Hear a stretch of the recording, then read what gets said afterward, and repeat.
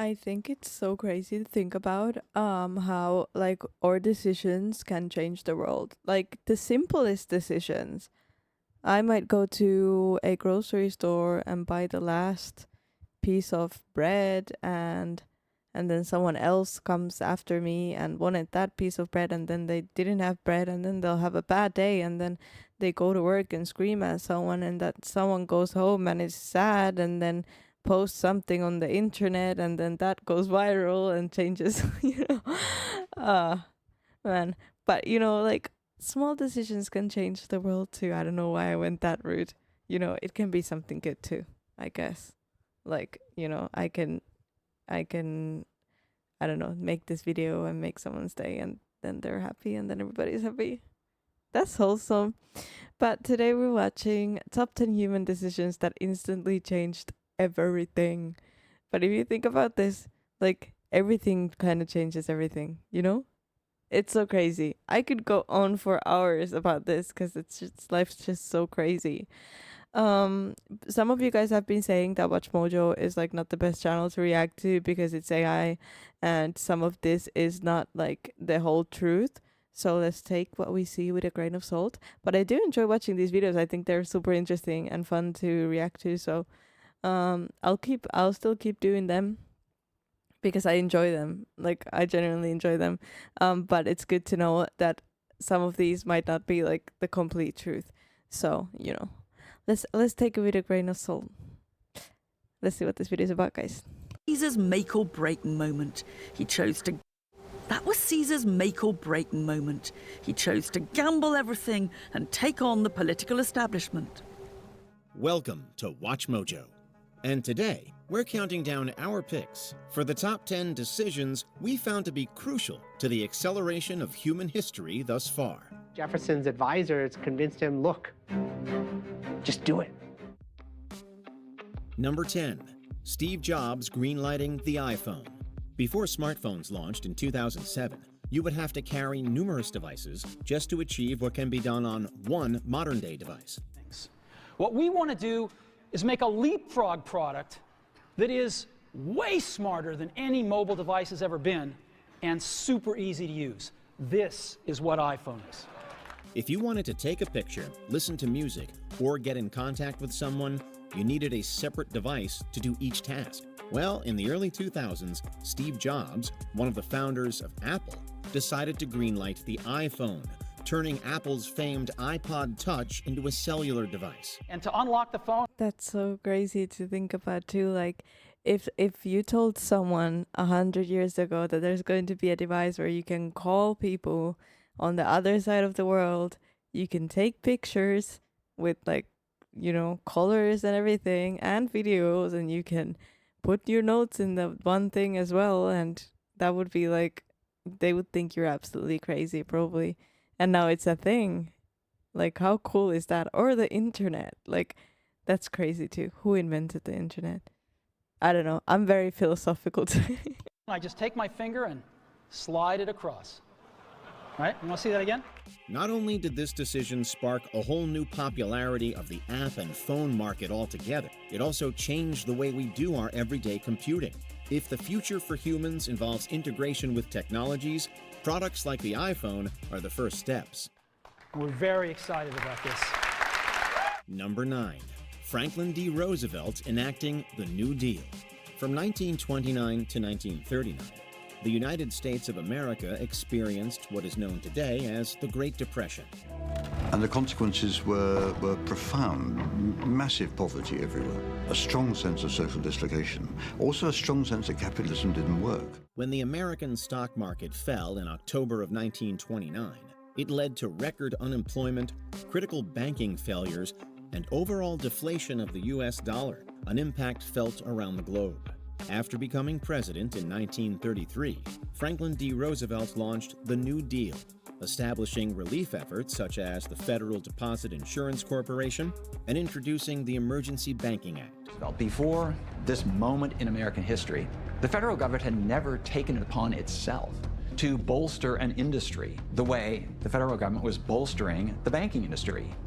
It was quite a striking, even a revolutionary thing for the government to undertake. Both helped protect depositors and the banks themselves, stabilizing the banking system during an otherwise unstable period. These reforms, along with many other programs and relief efforts, helped pull the American people out of one of its lowest points in its still very young history. Among our objectives, I place the security of the men, women, and children of the nation first. Number 8. Mahatma Gandhi launching the Salt March.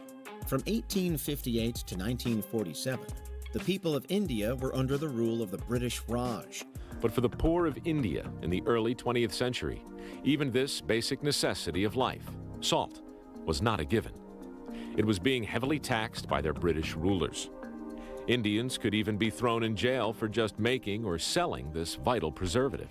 The colonization of the country was accomplished with economic exploitation, unfair taxation, and an overall hemorrhaging of wealth from India to their occupiers' homeland.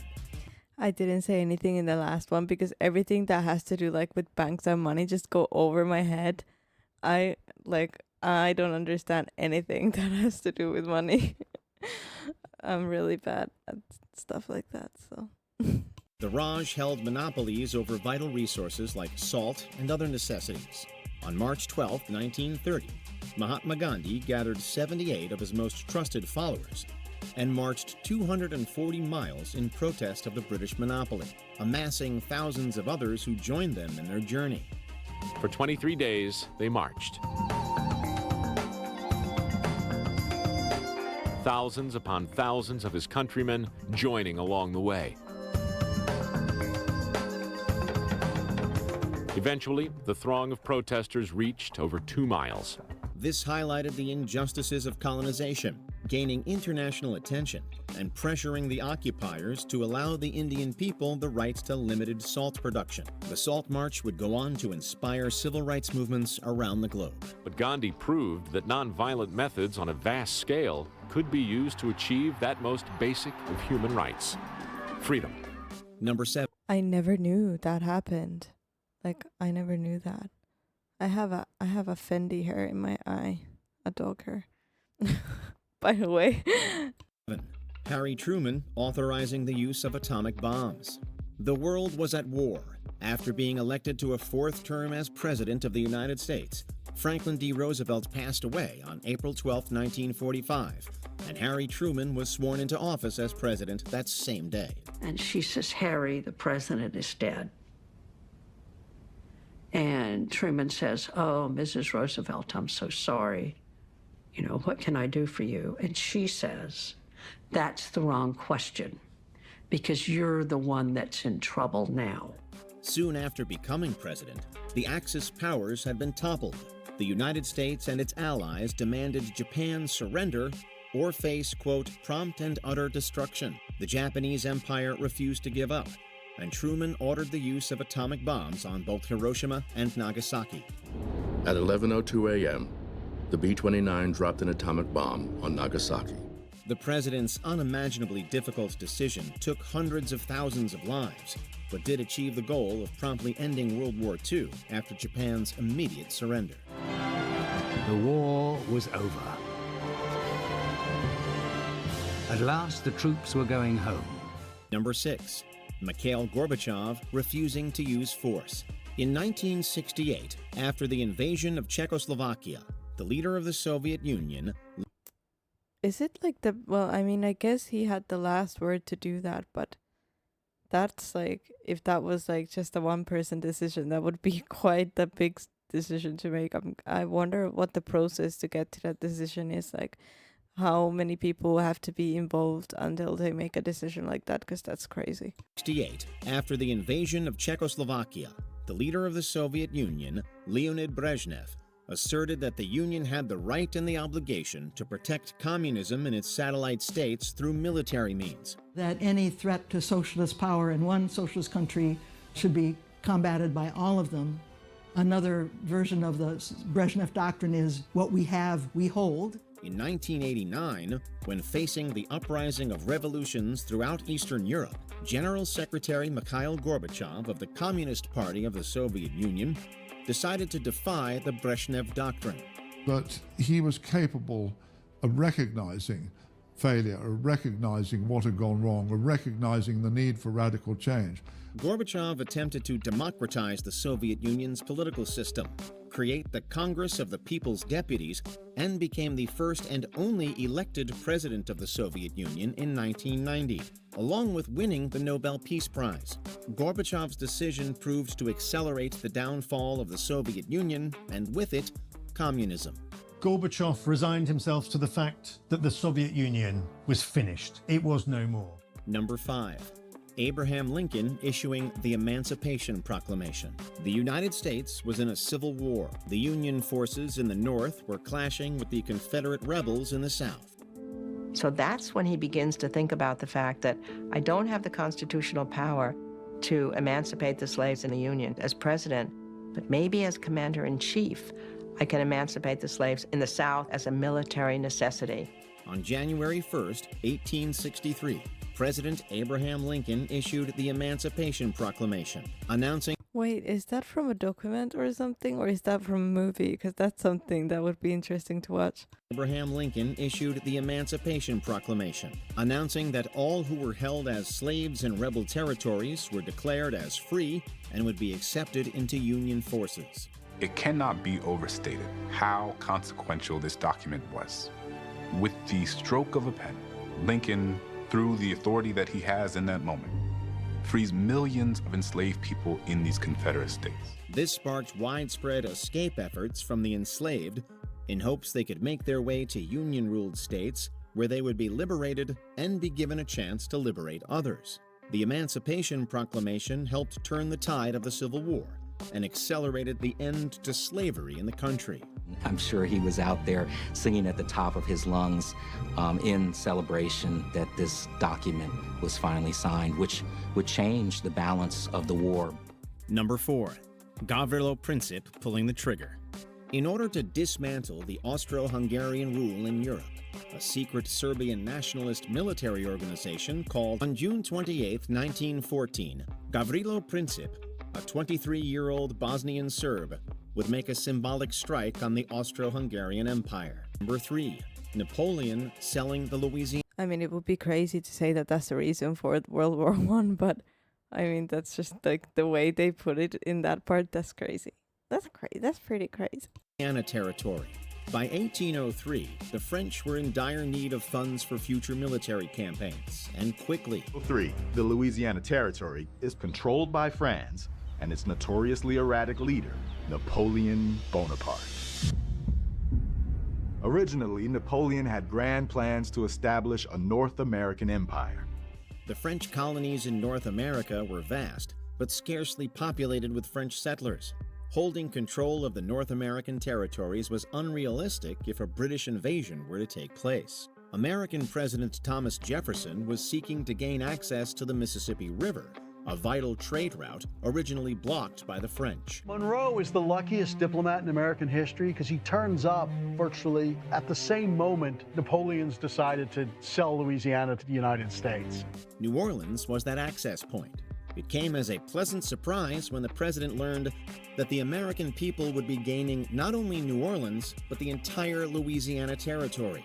The purchase doubled the size of the nation, allowing for growth, leading to the country becoming a leading world power. Presented with this opportunity, Jefferson seized it with two hands because he believed this was essential for the economic future of the United States. Number 2, Martin Luther posting the 95. That's crazy too. And this is so cool to like listen to because all of these people, I mean, everybody, like I said before, has an effect on everybody, I think, in some way or another. But like these people affected our lives a lot, like or our lives today, what it is today, a lot. So this is crazy to think about. It's crazy. I don't know how many times I've said crazy throughout this video, but it's crazy. Theses. What if we lived in a world where we can literally pay for our sins? Well, in the 1500s, you could, through what was called indulgences. Leo encouraged the sale of indulgences, an exemption from punishment for sins. Indulgences were tickets sold by the church that would supposedly reduce the temporal punishment in purgatory for the sins committed by the ticket holder or their loved ones. That's so sad that people would fall for that. I mean, I don't know who invented like all these different taxes we have neither, but that like kind of sounds like just, you know. Martin Luther, a German theologian, disagreed with the Church's use of indulgences, claiming that repentance and being forgiven for your sins is of a spiritual nature, and indulgences are just a way to bypass that. His 95 theses attacking corrupt church practices were quickly circulated across the country. The Pope threatened Luther with excommunication, but Luther responded by publicly burning the bull. Luther's 95 Theses would go into print and spread across Germany. The publishing of these theses is said to have sparked the Protestant Reformation, rapidly affecting both religion and politics across Europe. Luther was a unifier and a divider. His legacy has shaped German history for 5 centuries. Before we continue, be sure to subscribe to our channel and ring the bell to get notified about our latest videos. You have the option to be notified for occasional videos or all of them. I really need to learn how to wink. Subscribe. If you're on your phone, make sure you go into settings and switch on your notifications. Number 1. Julius Caesar crossing the Rubicon. Expanding Rome's territories through his conquest of Gaul, Roman general Julius Caesar gained immense popularity among the Roman Republic. A lot of ordinary people, they really like to hear that. You know, they really like to see their leaders are cutting it out there, and anyone who gets in their way gets it. You know, make Rome great again. It seems to be the kind of message that's coming through these commentaries. As governor of Gaul, he amassed wealth, armies, and influence. Of course, gaining power means gaining enemies as well. Caesar was slowly but surely gaining political opponents in the Roman Senate, who were seeking to take away both his power and influence. Caesar had been backed into a corner. Either he went home to face prosecution, or he stayed in Gaul against orders, a rogue general. It was catch-22. Staying in Gaul would lose him favor in the Republic, and going back to Rome by himself would surely be his downfall. Julius Caesar decided to cross the Rubicon River with his armies, and it resulted in civil war, ultimately leading to the downfall of the Republic and the uprising of the new Roman Empire. So Caesar's assassination only served to strengthen the very thing it meant to destroy. What are some world-changing decisions that weren't on our list, and which ones would you like to see on the next one? Let us know in the comments. I mean, these like have affected the world in such a big scale that I didn't even think about it. Fendi, stop it! I'm speaking. But yeah, I mean, I just like how can I explain this? These are things that like shaped history and our world today. I don't know why, but I was thinking of like more specific things, like smaller things, because these obviously shaped the world. But it would be interesting to like if you could go back and see how, for example, our decisions have shaped like stuff, because I think everybody has such a major effect on everything, and we probably don't even think about it enough or too much. But yeah. It's so weird to think about. But guys, leave your thoughts in the comments below. Thank you for joining me. I hope you enjoyed it. Yeah, leave a like, subscribe, and I'll see you guys in the next one.